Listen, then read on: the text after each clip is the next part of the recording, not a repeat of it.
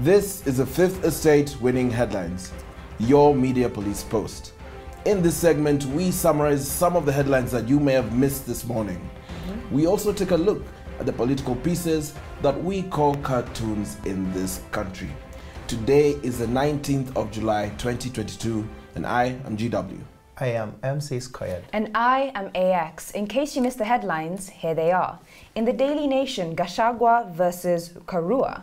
In the Standard, politics of Ugali, prices fall by half. In the Star, Ruto and Raila an elaborate vote protection plan. And finally, in the People Daily, who's best of them all. Now, allow me to start with today's submissions. Debate season is upon us. Today and next week, Tuesday, deputy presidential and presidential candidates, respectively, will take to the stage to defend their platforms, records, and ultimately scandals. But candidates must be careful with their responses. Say the wrong thing or fail to respond to the right point, and suddenly you are no longer the front runner. So today, I would like to offer unsolicited advice to Baba Namartha when countering the hustler narrative. Reframe the narrative, don't change it. And my thoughts today are rather ironically inspired by diamonds. In 2018, De Beers announced its Lightbox line of jewelry made from synthetic or man-made diamonds. Now, what was weird about this was that for decades, De Beers had tried to wipe synthetic diamonds from the market. Consumers perceived them as just as good as the real diamonds. So many bought these fake diamonds instead of the real ones because they were much cheaper. Therefore, for De Beers to launch a line dedicated to the object of their aggression was not just odd, it was brilliant. The goal was never to sell these synthetic diamonds. It was to change the narrative around synthetic diamonds, recasting them as well-intentioned costume jewelry for a night of clubbing or a sweet 16 birthday present. But for a marriage proposal and life's other big magical moments, only a real diamond will do. And their plan worked. They undercut the value of synthetic diamonds by as much as 50%. Before De Beers entered the market, a synthetic diamond could cost as much as an earth diamond, over $2,000 per carat. After De Beers entered the market, the price fell to not higher than $800 per carat. Now, what does this have to do with our politics? Everything. In De Beers' responses to a competitor lies a valuable lesson for Raila Odinga on how to counter one of the more enduring aspects of the hustler narrative, bottoms up. For the last year and change, Ruto has packaged bottoms up as the cure-all for country's troubles. Development, bottoms up. Economic growth, bottoms up. You need a job, that's right, bottoms up. Perhaps in room 350. For the hustlers, bottoms up is their salvation. So it is not enough for Raila to expose the flawed logic and nonsensical mathematics behind bottoms up. Both he and Martha must seize the narrative and recast bottoms up, changing the narrative from bottoms up as a vision yet to be realized to a fact qua ground.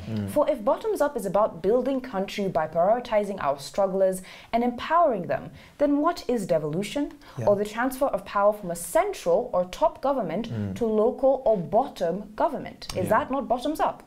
What are things like the UWEZO, the constituency development, and the youth enterprise development funds but bottoms up? What is universal health care but bottoms up? Even the Supreme Court believes in bottoms up. They affirmed this belief when they held that only the people can change the constitution under Article 257, and that this people directly, not through their democratically elected representatives, aka the president. These are the comparisons Baba and Martha must make if they are to kill the false bottoms up that Ruto is peddling in its cradle. They, like De Beers, need to fight smart, not hard. Fantastic. True. And excellent submission. I want to address the this bottoms-up narrative, this lie. And while Ruto was addressing a section of the clergy last weekend, he told us that he has already won this year's election. And today, I want to ask a question. What is the basis of Ruto's claim? Indeed. According to The Nation, he has visited Gema a record 36 times. The Luya people 22 times. And the Coast people 22 times. All of that in the last 7 months. This is twice the number of times any candidate has visited the same regions. In our opinion, Ruto thinks he has won because he will get the Gema vote, the Luya vote, and the Coast vote. Our view is that Ruto is lying to himself, and we need to tell him the truth. Allow me to explain. Out of the 22 million registered voters, we estimate around 71% of them will turn out to vote. This is the average turnout in the 6 elections we have held. Having said that, we expect around 15.6 million votes on August 9th. Yes. Now, if what Ruto is saying is true, it means he has to get 7.8 million votes to cross the 50% plus 1 threshold. But one thing is going to work against Ruto, and that is the regional value of 1% of votes. Okay. And the reason I'm saying this is because the share of the votes for each tribe is different. 1% in Gema is not the same as 1% of votes in Coast, or 1% of votes in Somali, or 1% of the same votes in Luya. Here is why. 1% of the 4.6 million Gema votes is equivalent to 46,000 votes. Yes. Now, for comparison, 1% of Luya votes is 18,000 votes. And 1% of Somali or the Coast votes is around 6,000 votes. And Mr. Ruto has told us he will win because he thinks he has all the Gema votes. And a portion of the Luya, the Somali, the Coast, and if you add this to his Kalenjin votes, he thinks he is going to win. But this is not true. When Uhuru won in 2013 and 2017, he received 93% of the Gema vote. Correct. Raila got 6%, and 1% went to the other candidates. Now, if Ruto has to win using the Gema vote, he needs 93%. Fact. If he loses a single percent of the votes in Gema, he has to gain 3% in Luya. Or he has to gain 8% in Coast, or 8% in Somali. But does he have the 93% of Gema? No. From the polls, Ruto has already lost 4% nationally due to the mother effect. And this could be higher in Gema, perhaps 10%. And let us not forget, Ruto loses 1% of Gema every time Gachagua opens his mouth. And in the debate, he'll probably cost Ruto more votes. And lastly, Uhuru is certainly the Gema Mudhamaki. And he is friends with the Akorino, who will vote for Baba. Their vote is around 10% of Gema. Now, it's entirely possible that Ruto is going to lose 20% of Gema. If that happens, he will need 60% of the Luya vote to win, or 160% of the Somali vote, or 160% of the Coast vote. And that is mathematically impossible. Remember, the Luyas and the Somalis and the Coast have always voted for Baba. Or maybe Ruto is planning to rig this election. Oh, important questions indeed. Spicy. GW, why don't you finish us off? All right. Now, I'll begin with a short history lesson about bread. Bread shortages contributed to the French Revolution, fueling rage against the monarchy. However, there were much more complex issues that led to this uprising than just the cost of bread. Now, even though Marie Antoinette's alleged response to her peasants' lack of bread, let them eat cake, is entirely fictitious, it still perfectly captures the way bread sparked the French Revolution. Now, for the people of France in the 18th century, flour was the essence of life itself. Bread was the measure of a man's existence. Under King Louis's rule, the price of flour skyrocketed, causing riots to break out, and people took to the streets looting bakeries. The cost of a single loaf of bread equaled a whole month's wages. Imagine that. Wow. Today, Kenya is dealing with the politics of unga. Yes. As Prof. Mutainguni put it, unga is the only food with a political career in Kenya. Every election in Kenya has had an unga revolution or an unga uprising, if you will. Unga will always go up in price no matter the government. Indeed, yeah. The price of unga, he told us, has become an election lie used by the politicos in opposition. Yeah. Back in 1978, at the time of Mzee Jomo Kenyatta's death, a 2 kg packet of maize or flour was retailing at shillings 2.50 cents. In the 24 years of Moi's reign, it was between 40 and 50 shillings. Yeah. In Kibaki's tenure, it ranged from about 55 to 120 shillings. And in this administration, we are seeing an all-time high of 200 shillings. Yeah. The price of unga has tended to go up to go upwards, even when left on its own. Kenya is not alone. Currently, a serious food crisis grips the world. True. The negative response by some to Uhuru's unga subsidy is clearly the weaponization of hunger. Preach.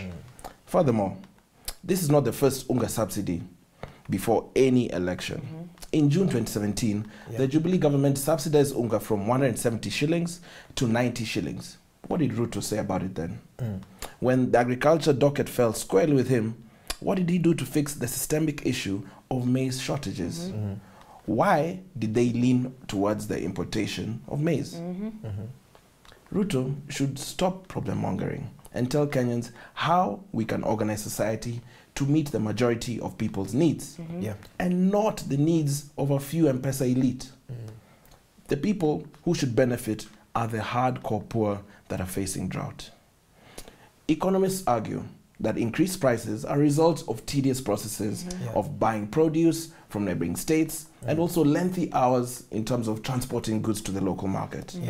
However, if you remember, President Uhuru Kenyatta has been focusing squarely on our borders, as well as trade blockages between member states, all in a bid to ensure that the EAC is united and that the regional integration of the bloc is at its core of all processes.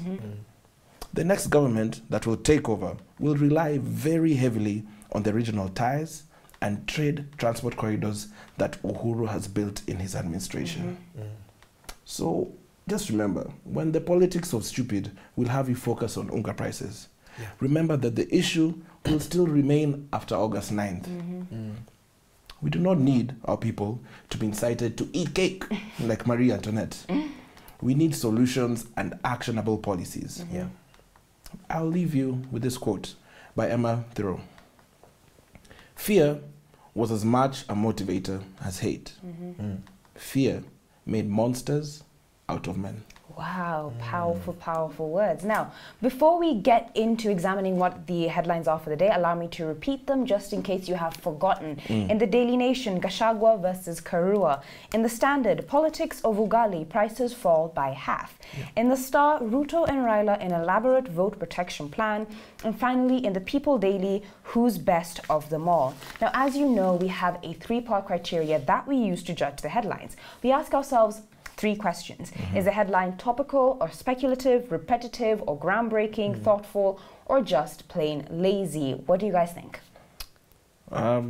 First of all, the Daily Nation is speaking to what we're going to see today. Yes, we are. Gachagua versus Karua. Over 40 million Kenyans are going to be glued straight and watching that. Screens, so I would give that as my first pick. All right, MC Squared, you have some wisdom for us? I think I'll go with George. I'll go with George. All right. Today is the day. All right, then. I guess there you have it. A winning headline for the day is the Daily Nation. Now, onto the political pieces that we call cartoons in this country. We have a 3-part criteria that we use to break the cartoons down for you. We ask ourselves 3 questions. Are the cartoons humorous or dry, satirical or pessimistic, effective or just plain lazy? Who wants to get us started with the Daily Nation? Cartoon. GW? I can do that. Yes, please. Thank Now, you. in the Daily Nation, we have a caricature of Bwana Chebukati trying to stop a train with a hammer.